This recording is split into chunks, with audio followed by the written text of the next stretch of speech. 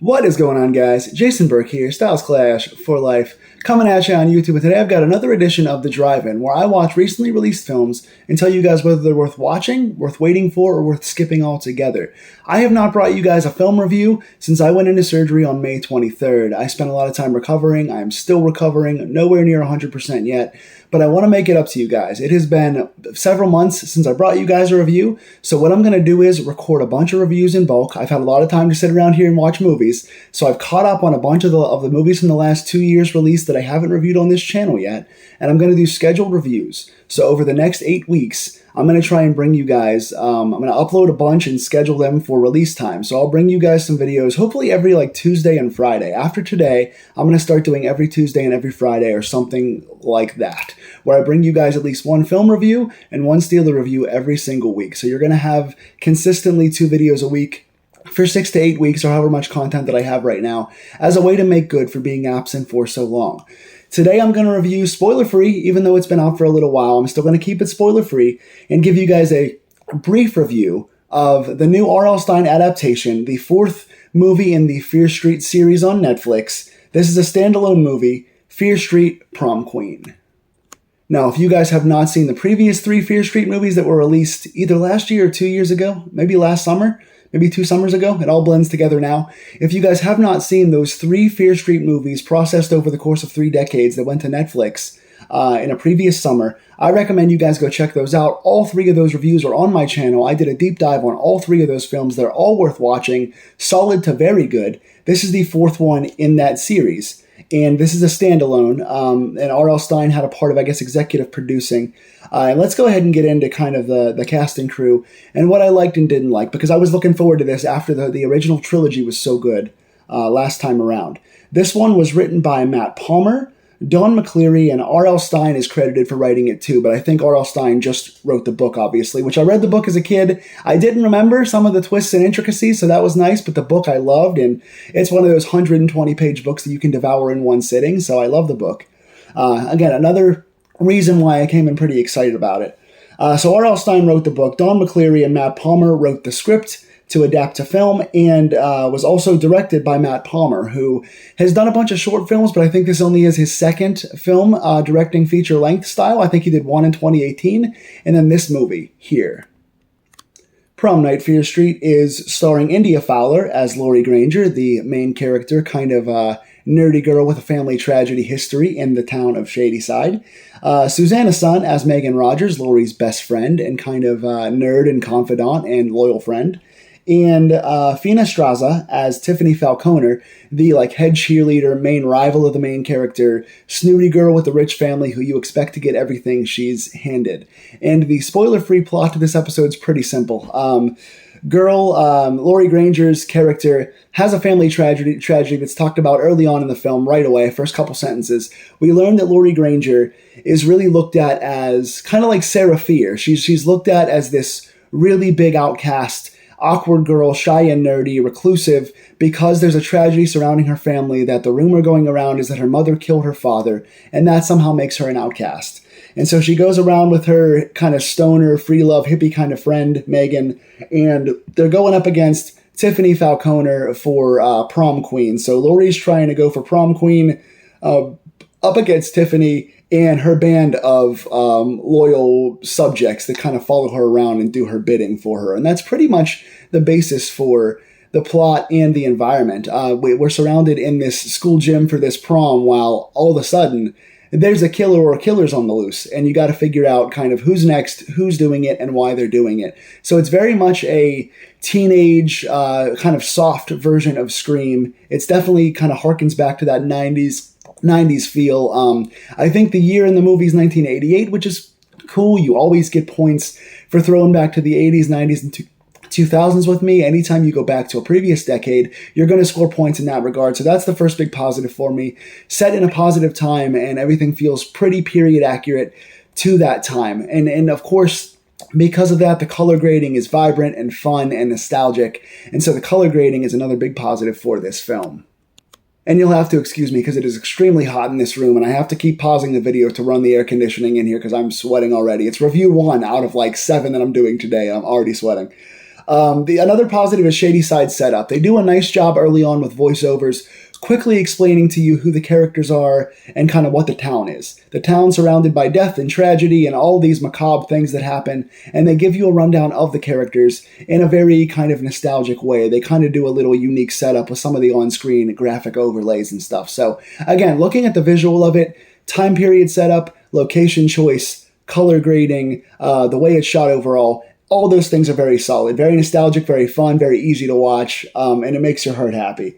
Shady Side setup is nice. They do a good job establishing quickly who everyone is and where they are. Clean shooting is my next positive. Everything was shot very well. A couple unique inserts, nothing over the top crazy cinematography wise, but a pretty cleanly shot film that just looks good. They took the time to make it look good, look clean. It's a very easy watch on the eyes, aesthetically pleasing, if you will. The next positive is gore. A lot of these kind of teenage horror movies are like PG-13, based on kids' books, Goosebumps style horror movies, usually hold back on the gore. Some of the stuff is CGI, but for the most part it blends well, and I feel like they do use gore, and they don't shy super far away from it either. Thankfully, this is on Netflix and not on the CW, because they do wind up showing some gore, and the gore they show looks pretty good. I was surprised they lingered on some shots and made some of the deaths feel like they mattered, so that was cool. Now we get into negatives, because the rest of my notes here are negative. Number one, just bland. I've seen a lot of whodunits and a lot of slashers and a lot of 80s and 90s things, because throwbacks are all the rage these days. And I've seen a lot of these. Probably almost everyone ever made on a major budget US version movie. I've seen a lot of these. And this one, by the numbers, is very, very bland. Nothing really stands out. And that's where a lot of my negative notes come from. My next negative note is lack of meaningful characters. No one really matters. You've got a couple stereotypes. You've got the jock, you've got the stoner, you've got the preppy cheerleader, you've got the nerdy reclusive girl. Everyone feels like they're just playing a paint-by-numbers thing, where if you and your friends went in the backyard and read this book, and you wanted to react the book and interact and I want to make a backyard play version of this book that I just read. This is what you would do. Everyone would play over the top to a stereotyped character, and that's all this would be. You and your friends could make this in the backyard. It didn't feel like the characters mattered. So of course, as I always talk about, if your characters are just stereotypes and they don't have a lot of time to develop who they really are and get more nuance in them, then when they die, it's just like, oh, cool kill. That was a cool kill, and nothing else resonates with you. You don't really care if they die. There was nobody in this movie that died that I missed them, or I felt bad for them, or I cared about their relation to anybody else in the movie. So yeah, bland and lack of meaningful characters stand out right away.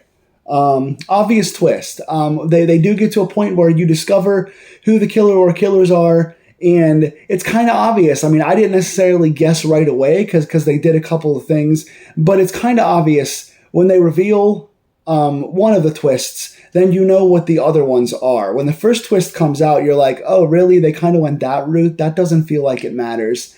And then, of course, once that twist comes out, you go, well, I know what the next couple steps are.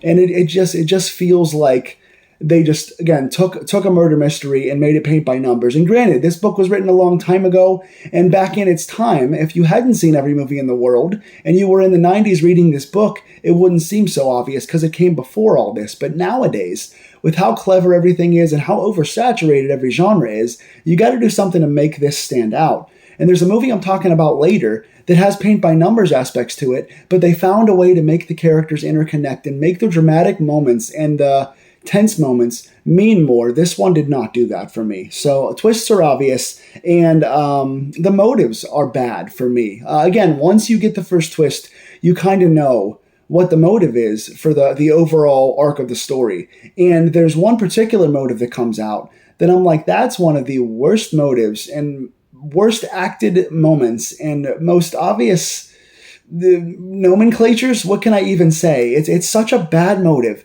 and it leads to a slightly better thing overall, but even that is just so obvious. So if you're getting, these things are all done better. If you just want to turn your brain off and you just want to watch a Fear Street movie come to life, and you want to have an easy time watching a basic movie and just have fun watching kills and leading to the plot and feel nostalgia from the Fear Street series and from the 90s aspects of what's shot in the film, this is fine. You're not going to hate this by any imagination. But if you're coming in expecting unique connections and adding more lore to the story and building off of that amazing trilogy last year, and you've got high hopes for this being something different or something kind of built up and remixed from the book, you're not going to get that. This is very paint by numbers. Again, it's a fun background watch. Watch it with your friends that you grew up on. Watch it with your friends that read the book. Have a good time with it. But it's just, if you want to watch any number of slashers or whodunit murder mysteries, almost any of them you're going to find on streaming services nowadays are better. Way, way better, especially for 2025. So I think we've had better ones done this year already than this. So I'm going to give this one a 5 out of 10. It's a perfectly fine watch, especially if you like the book and stuff, but don't expect anything crazy. 5 out of 10 for me. Pretty low end movie overall, but it's on Netflix right now. So if you got Netflix, you can check it out. It's only an hour and a half, so it doesn't overstay its welcome, and it's not terrible by any means. But 5 out of 10 for me. What'd you guys think? If you like that movie, tell me in the comments down below what you think. If you want to talk further about it, let's talk about it. Please like, share, and subscribe to these deep dives. Like I said, I'm going to record like a bunch of these in the next couple days and schedule them between these and Steeler reviews every Tuesday and Friday. So you're getting at least 2 videos a week, and you're going to get a bunch of film reviews. So please stay on this channel if you like these deep dives, and check out the ones coming up, because more content is coming more consistently from me to make good for the surgery. I hope you guys are doing well and staying cool in this heat. Stay scared on Fear Street. Take care and see you soon.